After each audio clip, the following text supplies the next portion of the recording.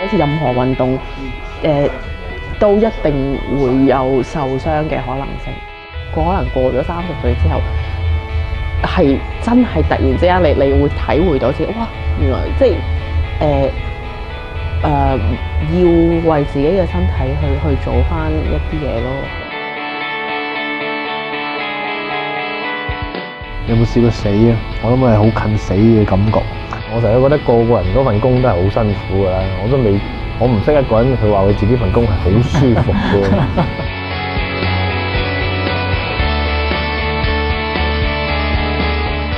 中國功夫都係一樣文化嘅瑰寶嚟咯。其實但係問題點解會流於一個表演嘅形式，而失去咗佢實用嘅價值？即係幾唏噓咯！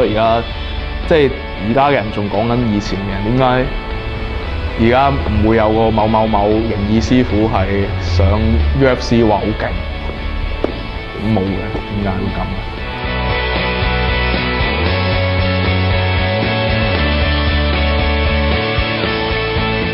以武術為主題嘅遊戲、電影都大行其道，越嚟越多人學武術。不過社會大眾對上擂台格鬥都未太接受，覺得有啲暴力，而且好容易受傷。走上擂台嘅人就少之又少。任何運動，都一定會有受傷嘅可能性。即係講真，我而家戴咗咁耐拳，嚴重地整親，真係冇乜點試過。反為有一次去打壁球，就真係嚴重拗柴咯。即係 Sharon 係一個職業女性。佢2年前開始學習泰拳，之後就迷上咗武術。佢依家仲有學習巴西柔術同西洋拳。不過佢自稱2年前係一個零運動嘅人，但係發覺自己嘅身體機能衰退，於是開始以武術為運動。你可能過咗30歲之後，係真係突然之間你會體會到自己，哇！原來即係要為自己嘅身體去做翻一啲嘢咯。我覺得接受唔到，唔可以即係30幾歲人就咁樣嘅狀態咯。Sharon 嘅工作節奏同香港人相似，佢喺香港一間非牟利音樂團體工作，受薪嘅員工只係得佢一個。平日返工嘅時間係朝9晚7，如果要舉行音樂會，佢話每日要工作超過12小時。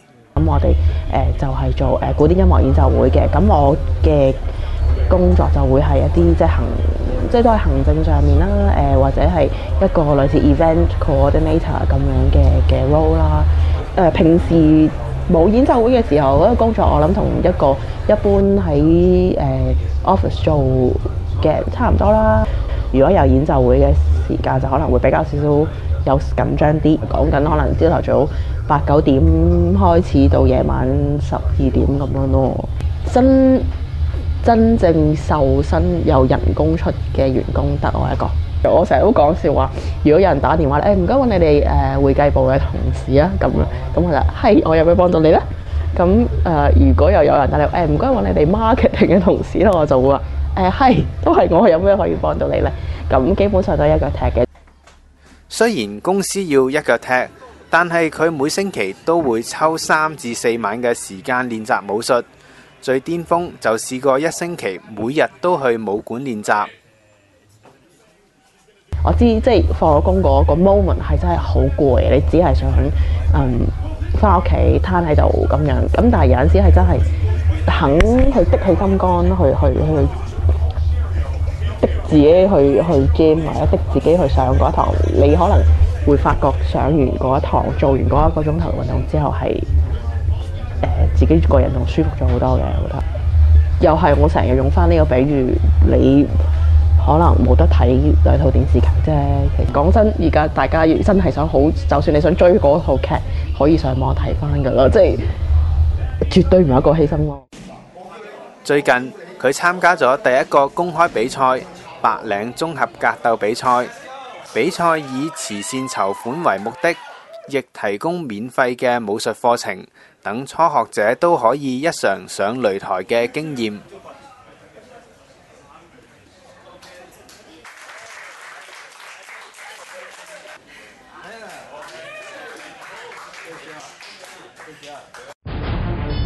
白領綜合格鬥比賽第一次喺亞洲地區舉行，3月係決賽，之前會有3場嘅初賽，分別係拳擊、柔術同泰拳比賽。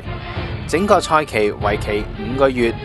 綜合格鬥冇指定嘅武術招式，各門各派都可以喺擂台上施展所長，互相對壘。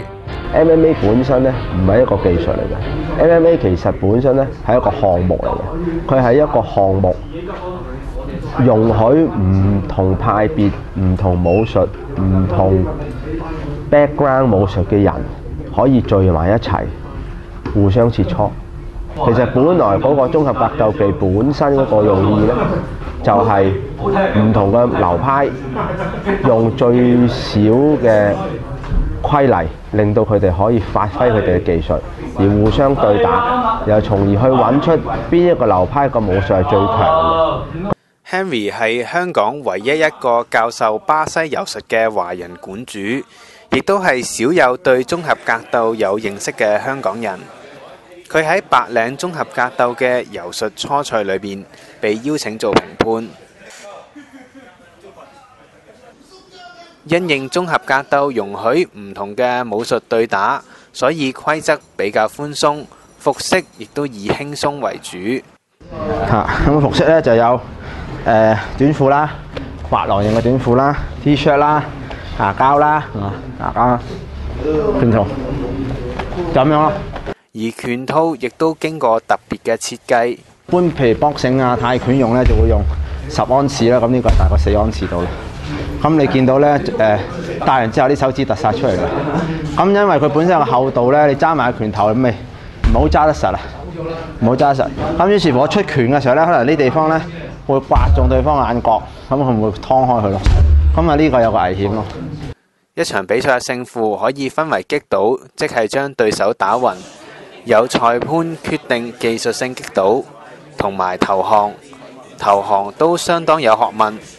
投降嚇，咁點樣投降咧？就係譬如佢手鎖啦，鎖到個痛咧，咁佢就會用隻手咧拍個隻啦，或者用個腳揼個地啦，或者拍對方嗰個身體。咁我哋叫 tap 就係一個投降啦。咁而家一般嗰個職業性嘅比賽咧，就係你唔拍，佢就唔會停場比賽嘅。就算隻手斷咗，佢都唔會停嗰場比賽嘅。喺職業嘅比賽裏邊。雖然格鬥比賽刺激，不過 Henry 話學嘅人好多，但係有心留低繼續嘅人就好少。其實如果一般學習嘅咧，有啲係一嚟試堂，第二堂已經唔翻㗎啦。咁有一啲可能俾咗1月個堂費，咁佢會嚟咗嗰個月啦，因為佢俾咗錢啊嘛。咁我個經驗啦，咁之後佢哋都唔翻㗎啦。咁你話有幾多個人留低咧？咁我諗我由開館到依家，即係嚟過 gym 練習又離開嘅，咁我相信有300-400人。咁但係我而家個會留低係練巴西柔術嗰隊 team 咧，我諗10零個度。James 係其中一個喺 Henry 武館入邊少數肯留低嘅學員，佢學習巴西柔術同空道，亦都係其中一個參加白領綜合格鬥比賽嘅選手。佢好中意刺激運動。你有冇試過死啊？我諗係好近死嘅感覺，即係都係有啲人中意揸快車啫，因為佢覺得好似想就嚟接近死亡咁嘅。咁打 MMA 係有差唔多嘅感覺嘅。佢以前好中意睇外國嘅綜合格鬥比賽，漸漸對唔同嘅武術都產生興趣，特別最深巴西柔術。尤其是而家啲人咧開始打呢個 MMA 即係綜合格鬥術啦，就發覺好多人就開始打呢個地戰啦。咁其實柔術係地戰嘅基礎嚟嘅。佢認為巴西柔術好難上手，需要長時間訓練先會見到成果。係要不停咁樣訓練，可能要訓練好耐先可以成功，好順利咁樣做到一招。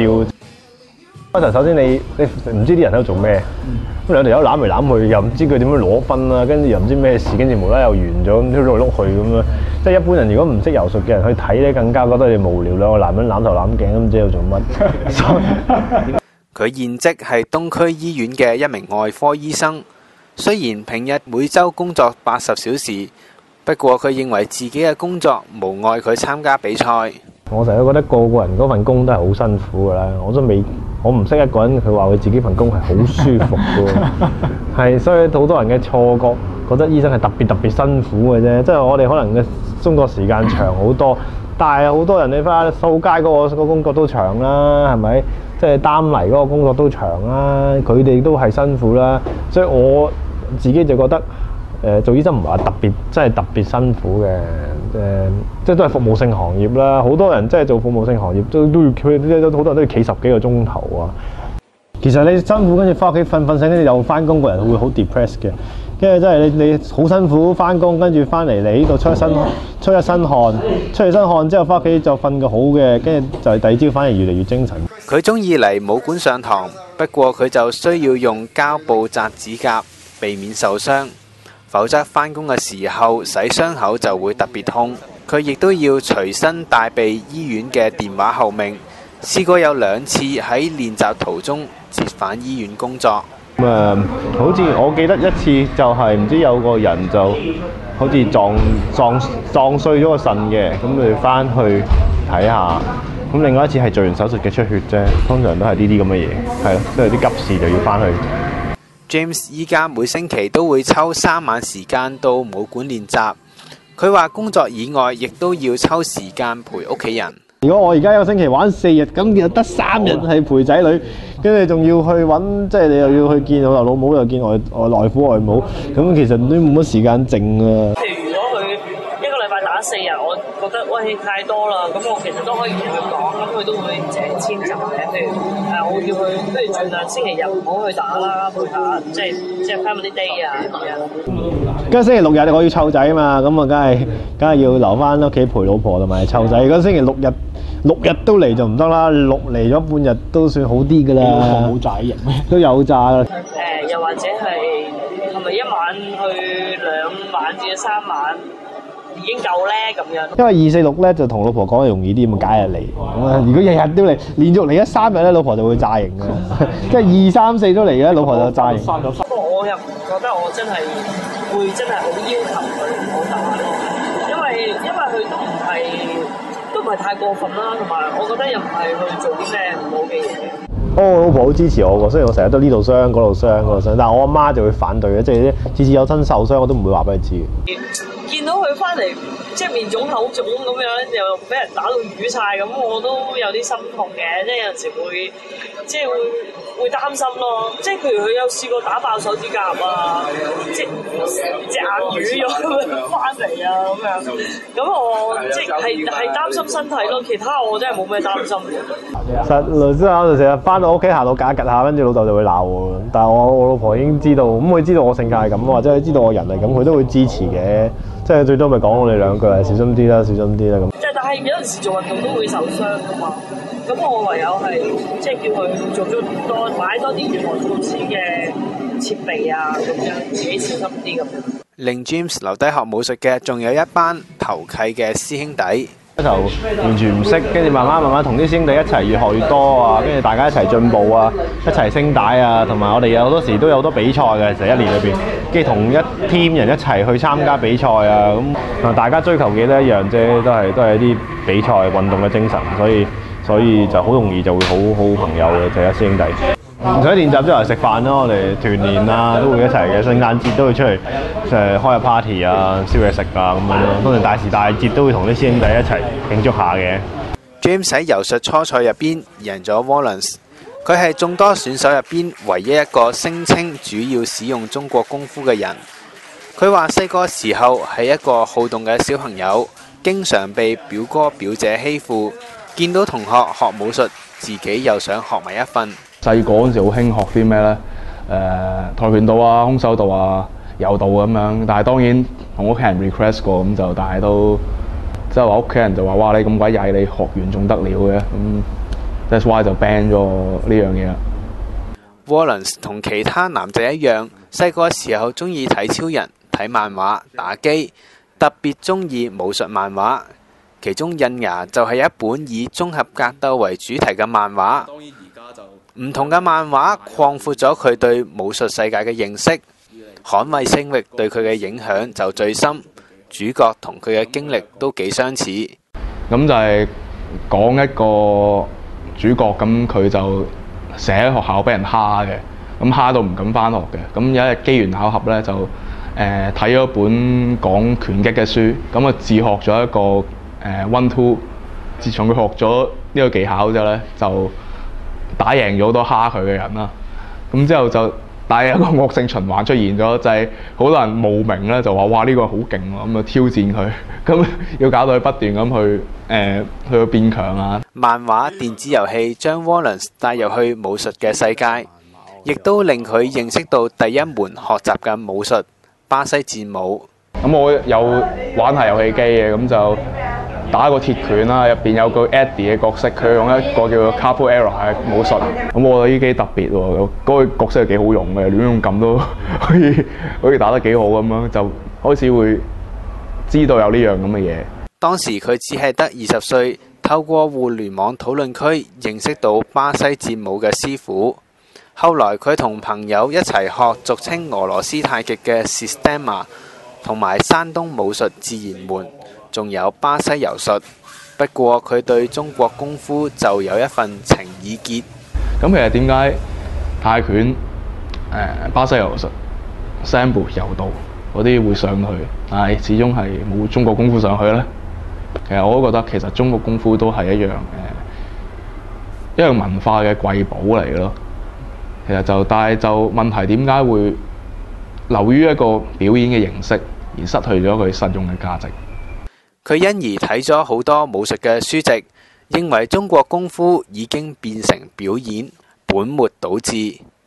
咁其實個武字你都見到一個過一個字，要阻止人哋用武力。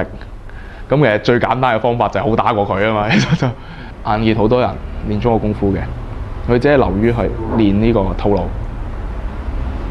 唔好話上擂台啦，上擂台係一種好專門嘅技術嚟嘅，但係基本上係連自保嘅能力都係冇嘅。咁其實我覺得係咪一樣本質上係出咗個問題咧？